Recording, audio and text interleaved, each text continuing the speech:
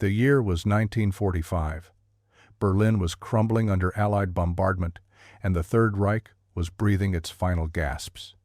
As Soviet forces closed in from the east and American tanks rolled through German streets, Nazi officials were scrambling to escape justice. Some fled to South America, others took their own lives. But one man, a high-ranking general whose name struck fear into the hearts of resistance fighters across occupied Europe, simply vanished without a trace. For 8 decades, historians believed he had died in the chaos of Germany's collapse. They were wrong. What a team of renovators discovered behind a dusty library bookshelf in a forgotten Austrian castle would rewrite everything we thought we knew about the final days of World War II. The hidden room they uncovered wasn't just a hiding place. It was a time capsule that revealed how one of history's most wanted war criminals had been living in plain sight for decades, right under the noses of Allied investigators who never stopped hunting him. This isn't just another story about escaped Nazis. This is about deception so elaborate, so carefully orchestrated that it fooled an entire nation.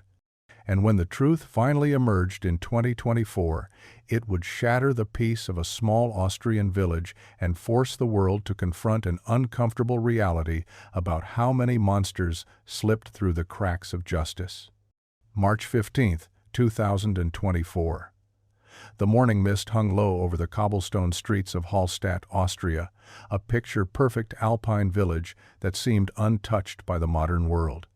Tourist boats glided across the pristine lake, while visitors snapped photos of centuries-old buildings that looked like something from a fairy tale. Nobody suspected that one of these charming structures harbored a secret that would make international headlines within hours. The building in question was the old Hallstatt Municipal Library, a 3-story stone structure that had served the community since 1892. The library was undergoing its first major renovation in over 50 years, and the construction crew had been working for weeks to modernize the electrical systems and repair damage from decades of harsh alpine winters. Lead contractor Andreas Weber had seen plenty of old buildings in his 30-year career, but nothing had prepared him for what happened that Tuesday morning. Weber was examining the main reading room's back wall when he noticed something peculiar. The wooden paneling behind the history section seemed newer than the rest of the room, and there was a subtle gap between 2 of the bookcases that didn't match the building's original architecture. When he pressed against the panels, they gave way slightly, revealing what appeared to be a hidden space behind the wall. At first, I thought it might be an old storage closet, Weber later told reporters. These old buildings always have strange architectural quirks, but when I started removing the panels, I realized this was something much more elaborate. What Weber had discovered was a concealed room, roughly 10 feet by 12 feet, accessible only through a section of the bookshelf that pivoted on hidden hinges. The room had been sealed so carefully that no one had suspected its existence for decades. But it was what lay inside that truly shocked everyone involved. The hidden chamber was furnished like a small apartment. There was a narrow bed with military-style blankets, a wooden desk covered in papers, several filing cabinets, and shelves lined with books written in German. The air was stale but surprisingly dry, and everything inside had been preserved in remarkable condition. Weber immediately called the police, sensing that this discovery was far beyond anything a construction crew should handle alone. By evening, the library was swarming with federal investigators, historians, and forensic experts. What they found in that room would take months to fully catalog and analyze, but even the initial discoveries were staggering. The desk contained hundreds of documents, many bearing official Nazi Party letterhead and stamps. There were detailed maps of Allied prisoner of war camps, lists of names in multiple languages, and correspondence dating from 1945 all the way through the 1982. But the most chilling discovery was a leather-bound journal, written in meticulous German script, that documented the daily life of someone who had clearly been living in hiding for decades. The journal entries revealed not just the identity of the room's occupant, but the elaborate network that had kept him hidden for nearly 40 years after the war's end. The man who had called this hidden room home was SS Oberfuhrer Klaus Heinrich Richter, a name that sent shockwaves through the international community when it was confirmed through dental records found among his personal effects. Richter had been one of the Nazi regime's most ruthless administrators, responsible for coordinating the deportation of thousands of civilians from occupied territories and overseeing brutal interrogation centers across Eastern Europe. Allied war crimes investigators had placed Richter on their most wanted list immediately after Germany's surrender in 1945. Witnesses had testified about his role in mass executions, his use of torture during interrogations, and his implementation of policies that led directly to the deaths of countless innocent people. But unlike other high-ranking Nazis who fled to South America or were captured and tried at Nuremberg, Richter had simply disappeared. Intelligence reports from 1946 suggested he might have died during the bombing of Berlin, and after years of fruitless searching, most investigators assumed he had been killed in the war's final days. Some documents indicated possible sightings in Argentina or Paraguay, but these leads never produced concrete evidence. By the 1962, Richter's case had gone cold, and he was presumed dead by most Allied intelligence agencies. The reality, as revealed by the contents of his hidden room, was far different and infinitely more disturbing. Richter hadn't died in Berlin or fled to South America. Instead, he had been living quietly in the heart of Austria, protected by a network of sympathizers who had helped him establish a new identity and blend into civilian life. The journal entries painted a picture of a man who had spent decades in careful hiding, never venturing far from his concealed sanctuary, but somehow managing to maintain contact with former Nazi officials who had also escaped justice. The earliest entries, dated just months after Germany's surrender, described his harrowing escape from Berlin and his journey to Austria with the help of what historians now believe was an organized rat line specifically designed to help war criminals evade capture. According to his own writings, Richter had initially hidden in a series of safe houses across southern Germany before making his way to Austria in late 1945. The choice of Hallstatt wasn't random. The village's remote location, combined with its tight-knit community and limited outside contact, made it an ideal place for someone seeking to disappear completely. But Richter's plan went far beyond simply finding a place to hide. The documents found in his room revealed a sophisticated operation that involved forged identity papers, a carefully constructed background story, and the cooperation of several local residents who either sympathized with the Nazi cause or were being blackmailed into silence. Under his new identity as Karl-Heinz Richter, a supposed distant cousin of his real identity, he had managed to obtain Austrian citizenship and had even worked for several years as a clerk in the very same municipal building that housed the library where he was hiding. The audacity of this deception was breathtaking. While Allied investigators searched the globe for one of their most wanted war criminals, he was filing paperwork and attending town meetings just floors above his secret room. The journal entries from the 1952nd and 1962nd showed a man growing increasingly confident in his new life. He wrote about local festivals he attended, friendships he had cultivated, and even romantic relationships he had pursued, all while maintaining the facade of being a simple Austrian clerk who had lived through the war as a civilian. He had become so integrated into the community that by the 1972nd, some residents considered him a pillar of local society. But the documents also revealed a darker truth about his time in hiding. Richter hadn't simply been living quietly and trying to forget his past. Instead, he had been actively working to help other Nazi war criminals establish new identities and escape prosecution. His position in the municipal building gave him access to official documents and records that could be altered or destroyed, and he had used this access to help create false histories for dozens of other fugitives.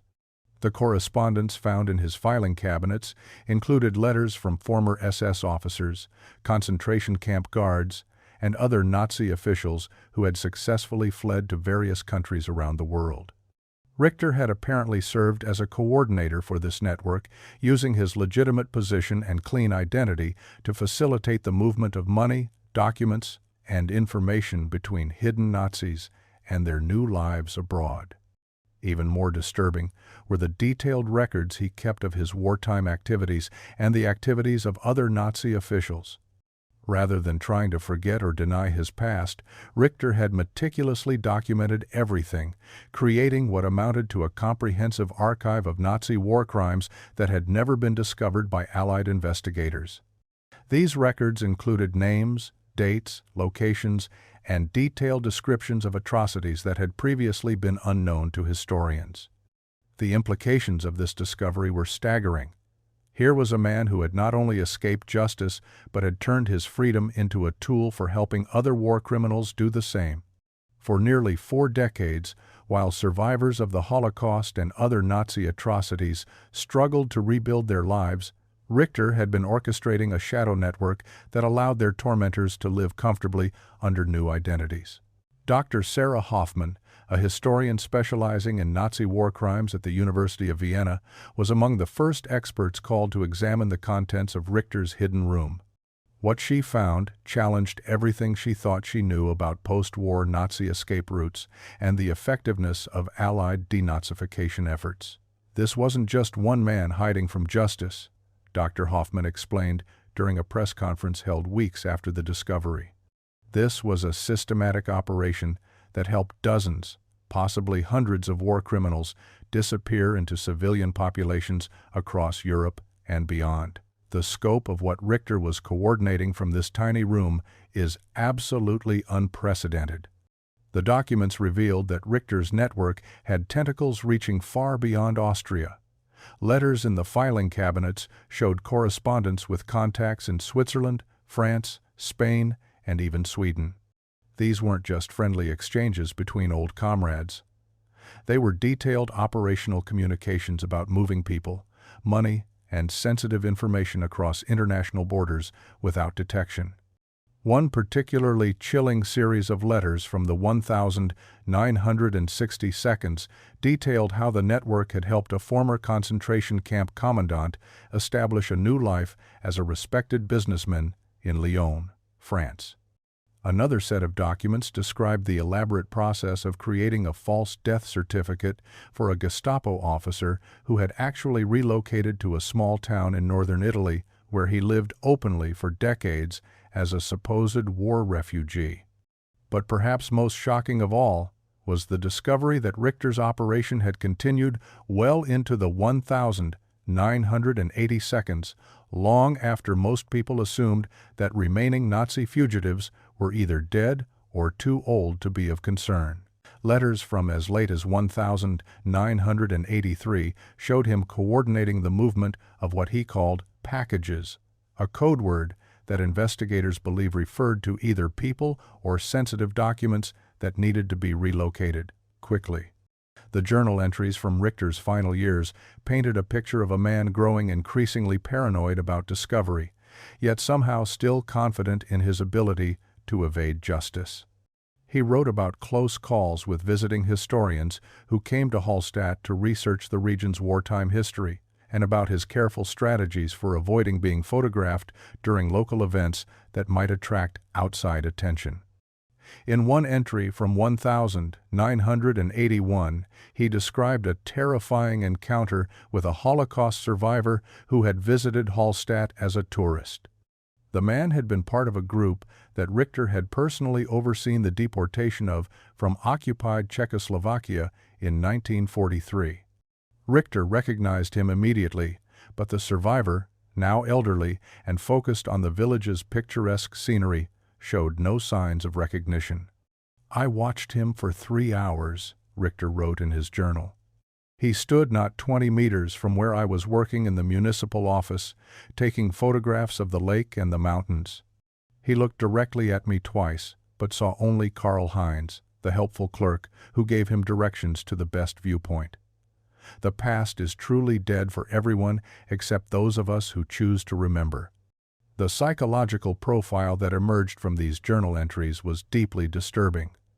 Rather than showing remorse or fear about his wartime actions, Richter seemed to view his successful deception as a source of pride. He wrote extensively about the intellectual challenge of maintaining his false identity and the satisfaction he derived from fooling investigators, journalists, and even Holocaust survivors who occasionally visited the region.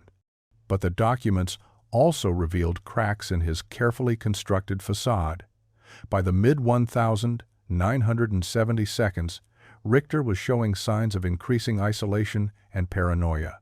His journal entries became more erratic, filled with rants about modern Austrian politics and complaints about the younger generation's lack of understanding about what he called the true history of the war. He began spending more and more time in his hidden room, emerging only for work and essential errands. The later entries described elaborate security protocols he had developed for accessing his sanctuary, including specific times when he felt safe to enter and exit, and detailed observations about which library patrons might pose a security risk. The room itself had been equipped with everything necessary for extended stays. Beyond the basic furniture, investigators found a small ventilation system that connected to the building's main air ducts, a primitive but functional waste disposal system, and even a hidden electrical connection that had been tapped into the library's power supply. Richter had clearly designed this space not just as a hiding place, but as an operational headquarters where he could work for hours without detection. The filing cabinets contained what amounted to a parallel archive of Nazi activities that had never been uncovered by official investigations. There were detailed organizational charts showing the structure of various SS units, personnel files on hundreds of Nazi officials, including their post-war whereabouts, and most chillingly, what appeared to be a comprehensive database of concentration camp survivors who had testified against Nazi war criminals. This survivor database was perhaps the most sinister aspect of Richter's hidden archive. He had apparently spent decades tracking down information about witnesses who had testified at war crimes trials, documenting their new identities, addresses, and family connections. The purpose of this surveillance wasn't clear from the documents, but the implications were terrifying. Dr. Rebecca Martinez, a forensic psychologist who was brought in to analyze Richter's writings, described the mindset revealed in his journal entries as deeply sociopathic. This man wasn't just hiding from his past, she explained. He was actively working to control and manipulate it. The level of planning and organization required to maintain this deception for nearly 40 years shows an individual who never stopped thinking like a Nazi administrator. The investigation into Richter's network was still in its early stages, but already it was clear that the discovery in Hallstatt represented only the tip of the iceberg. Federal authorities in multiple countries had begun reviewing cold cases involving suspected Nazi war criminals, looking for connections to the names and locations mentioned in Richter's files. The Austrian government announced the formation of a special task force dedicated to investigating every lead found in the hidden room. Similar efforts were launched in France, Italy, Switzerland, and other countries where Richter's correspondence suggested network activities had taken place. For the residents of Hallstatt, the revelation that a Nazi war criminal had been living among them for decades was devastating. Many of the older residents remembered Karl-Heinz Richter as a quiet, helpful man who had been part of their community for as long as anyone could recall. The idea that this familiar figure had actually been one of history's most wanted fugitives was almost impossible to accept. Maria Kruger, who had worked alongside Richter in the municipal office during the 1972nd, struggled to reconcile her memories with the horrifying truth. "He seemed so normal," she told reporters, her voice shaking with emotion. "He helped me with filing. He brought coffee for everyone.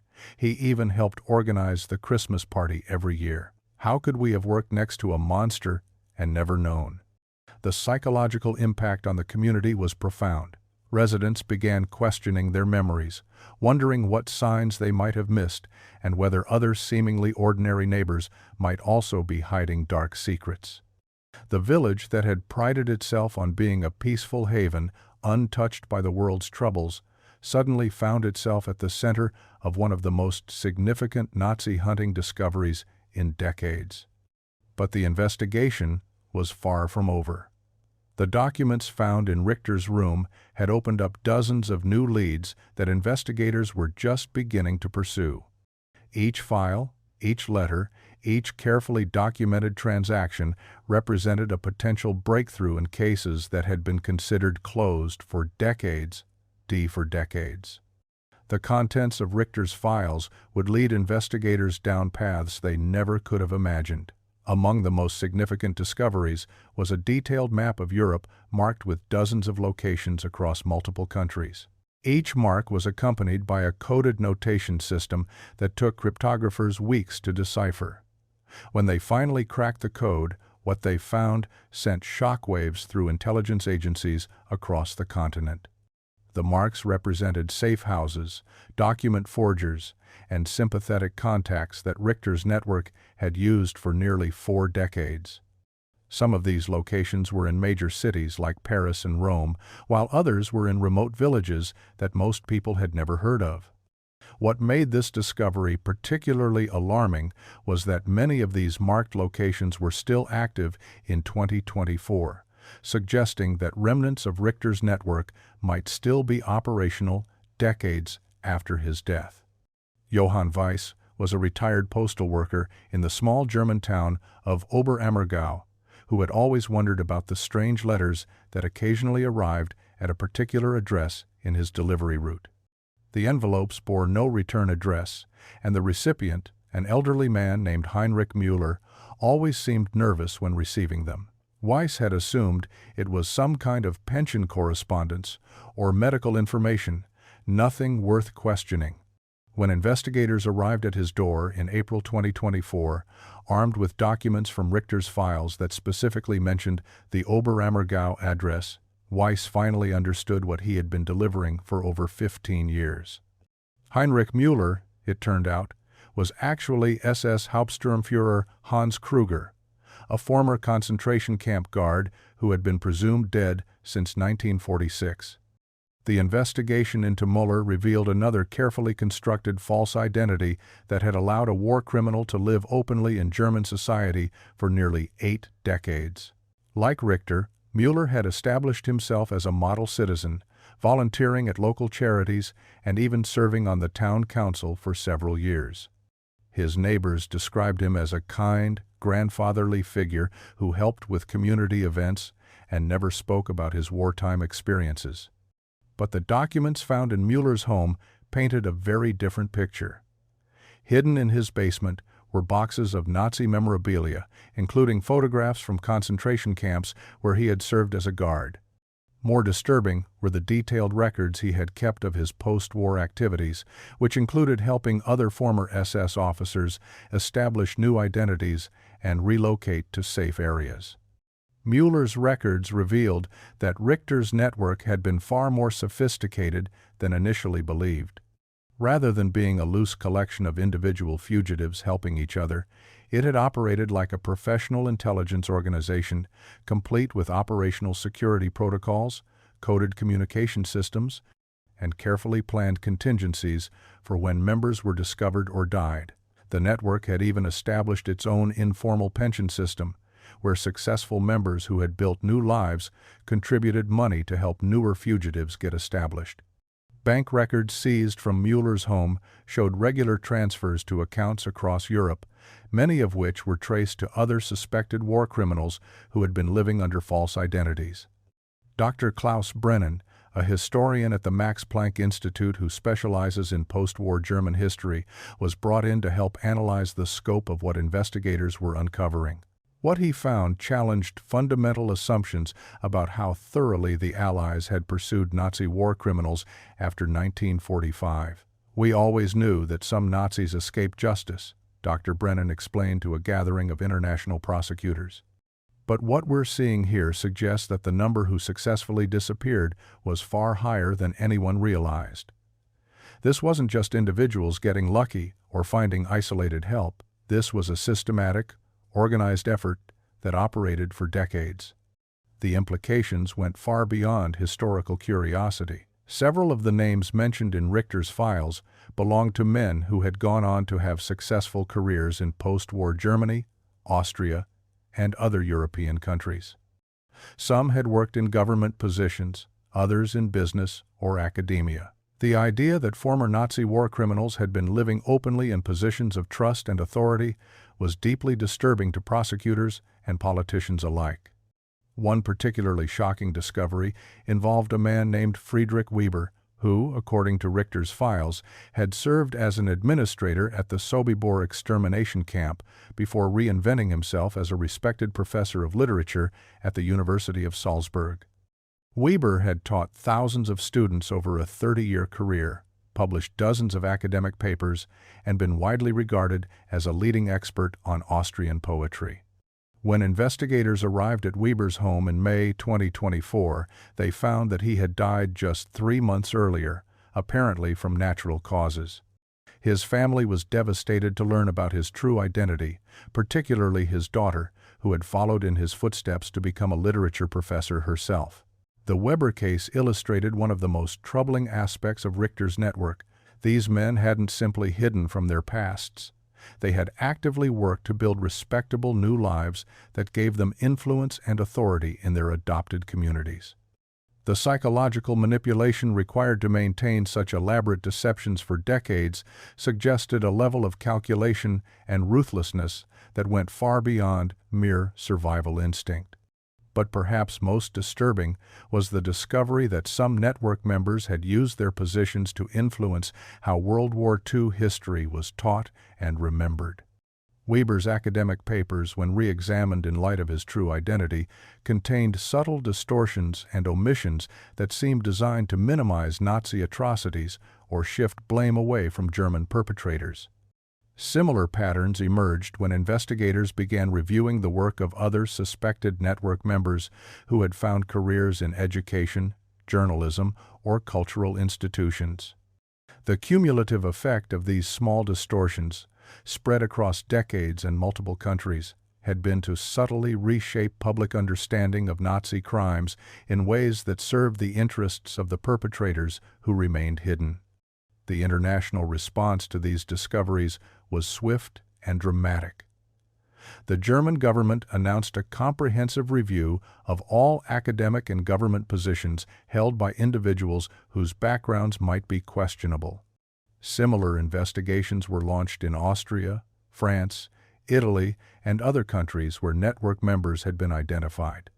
The Simon Wiesenthal Center, which had been tracking Nazi war criminals for decades, called the Richter discovery the most significant breakthrough in their work since the 1972. Rabbi Dr. Ephraim Zuroff, the center's chief Nazi hunter, described the hidden room in Hallstatt as a treasure trove of information that would keep investigators busy for years. Every document we've examined has led to new leads, new suspects, new evidence of crimes that we thought would never be solved, Rabbi Zuroff explained during a press conference in Vienna. The scope of this network suggests that our estimates of how many Nazi war criminals escaped justice were far too conservative. The emotional impact on Holocaust survivors and their families was profound.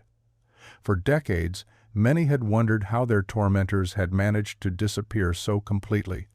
The discovery that many had been living comfortable lives under false identities, sometimes in the very countries where their victims had tried to rebuild their lives, reopened wounds that had never fully healed.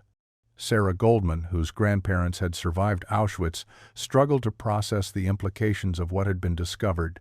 "My grandmother spent her entire life looking over her shoulder, afraid that former guards or administrators might recognize her and seek revenge," Goldman said during an emotional interview.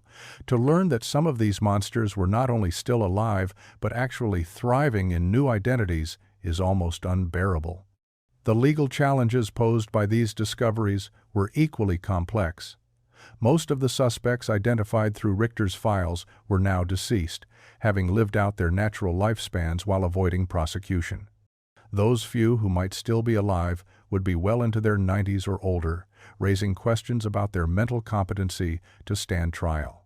German prosecutors announced that they would pursue cases against any living suspects regardless of their age or health, arguing that there should be no statute of limitations for crimes against humanity. But the practical challenges of building prosecutable cases based on decades-old evidence were enormous. International law experts debated whether countries that had unknowingly harbored these fugitives had any legal responsibility for the crimes they had committed or enabled. The question of whether pensions, social benefits, or other government support provided to these individuals under false identities could be recovered was particularly contentious. Meanwhile, the investigation into Richter's network continued to expand. Each new document analyzed, each new location searched, each new suspect identified, seemed to reveal additional layers of a conspiracy that had operated in plain sight for nearly half a century. The hidden room in Hallstatt had become the epicenter of what many historians were calling the most significant Nazi hunting operation since the immediate post-war period. Teams of investigators, translators, and analysts worked around the clock to process the enormous volume of evidence that had been discovered. But even as they made progress in understanding the scope of Richter's network, troubling questions remained. How many other hidden rooms might exist in buildings across Europe? How many other networks had operated without ever being discovered? And most chillingly, how many war criminals had successfully taken their secrets to the grave, never to be held accountable for their crimes? The answers to these questions would reshape our understanding of post-war Europe and force a reckoning with uncomfortable truths about how thoroughly justice had been served after one of history's darkest chapters.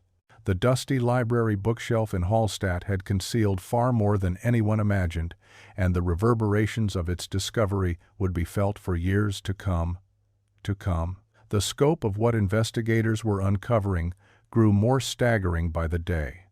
As teams worked through Richter's meticulously organized files, they began to realize that his network hadn't just helped Nazi war criminals escape justice. It had fundamentally altered the post-war landscape of Europe in ways that no one had ever suspected. Dr. Elena Vasquez, a forensic accountant brought in to trace the financial aspects of the operation, made a discovery that sent shockwaves through banking institutions across the continent. Hidden within Richter's correspondence were detailed records of a sophisticated money laundering system that had operated for decades, moving millions of dollars worth of stolen Nazi gold, artwork, and other valuables through a network of Swiss banks, Austrian financial institutions, and private collectors. The financial records revealed that Richter hadn't just been helping war criminals hide. He had been managing their stolen wealth, investing it, and using the profits to fund the network's expansion. Bank account numbers, safety deposit box locations, and detailed inventories of stolen artwork were all carefully cataloged in his files, creating a paper trail that investigators had been searching for since 1945. One particularly disturbing ledger showed regular payments made to what Richter called maintenance personnel. These weren't employees in any traditional sense. They were individuals who had been strategically placed in government offices, police departments, and immigration services across multiple countries. Their job was to alter records, destroy evidence, and provide early warnings when investigations got too close to network members. The corruption went deeper than anyone had imagined. A clerk in the Vienna immigration office had been on Richter's payroll since 1952, regularly falsifying documents and providing new identities to fugitives. A police archivist in Munich had been systematically destroying evidence files related to war crimes investigations. Even more shocking, a low-level employee in the International Red Cross had been providing confidential information about Holocaust survivors who were searching for missing relatives, information that the network used to avoid areas where recognition might be possible. As investigators followed these financial threads, They uncovered what amounted to a shadow economy that had operated parallel to legitimate European reconstruction efforts. While Marshall Plan funds were rebuilding war-torn cities and helping legitimate refugees start new lives, Richter's network was using stolen Nazi wealth to create comfortable existences for mass murderers and war criminals. The psychological profiles that emerged from deeper analysis of the documents painted an even more disturbing picture. These weren't men who had simply tried to escape their pasts and live quietly. Many had actively worked to influence post-war European society in ways that served their interests and protected their secrets.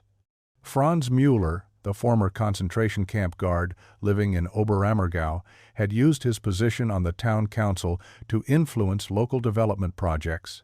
Investigators discovered that he had consistently opposed the construction of memorials or museums related to the Holocaust, arguing that such projects would be divisive and focus too much on the past. His influence had successfully prevented 3 different memorial proposals over the years. Similarly, Friedrich Weber, the literature professor in Salzburg, had used his academic position to shape how young people understood history. A review of his curriculum showed subtle but consistent efforts to minimize German responsibility for wartime atrocities while emphasizing the suffering of German civilians during Allied bombing campaigns. Thousands of students had been exposed to his distorted version of history over the decades. But the network's influence extended far beyond individual communities. Documents found in Richter's files revealed a coordinated effort to influence political movements, media coverage, and even international diplomatic relations in ways that would protect network members and advance their interests. In the 1960 seconds, as West Germany was working to establish its credibility as a democratic ally, several network members had found positions within government ministries and political parties. They had used these positions not just to protect themselves, but to influence policy decisions related to war crimes, prosecution, refugee assistance, and diplomatic relations with Israel and other countries affected by the Holocaust. One particularly chilling example involved a network member who had worked in the West German Foreign Ministry during crucial negotiations about Holocaust reparations. Internal memos found in Richter's files showed that this individual had deliberately provided inaccurate information about the number of Holocaust survivors and the extent of stolen property, reducing the amount of compensation that would ultimately be paid. The international implications were staggering. Treaties had been negotiated, policies had been established, and historical narratives had been shaped by individuals whose primary motivation was protecting war criminals and minimizing accountability for Nazi crimes. The cumulative effect of these influences over decades had subtly but significantly altered how post-war Europe had developed. As news of these discoveries spread, protests erupted in cities across Europe. Holocaust survivors and their descendants demanded investigations into every institution that might have been compromised. Jewish community leaders called for a complete review of post-war diplomatic agreements and reparations settlements. The European Union announced the formation of a special commission to investigate the full extent of the network's influence on post-war European development. But even as the political and diplomatic fallout intensified, investigators were making discoveries that suggested Richter's network might not have been unique. References in his correspondence mentioned similar operations in other regions, suggesting that multiple networks had operated simultaneously across different parts of Europe and beyond. A coded reference to Operation Bernhard led investigators to a farmhouse outside Innsbruck, where they discovered another cache of documents hidden beneath a barn floor. These files revealed the existence of at least 3 other major networks that had operated independently but occasionally cooperated on particularly complex cases. The Innsbruck documents showed that these networks had developed increasingly sophisticated methods over time. By the 1970 seconds, they were using computer technology to manage their operations, creating digital databases of safe houses, contacts, and operational procedures. Some had even established legitimate business fronts that generated profits while providing cover for their activities. The renovations in that quiet Austrian library were supposed to be routine. Instead, they uncovered one of the most extensive criminal conspiracies in modern history. What began as a simple construction project revealed a network so vast and sophisticated that it had operated undetected for nearly half a century, reshaping post-war Europe while the world believed justice had been served.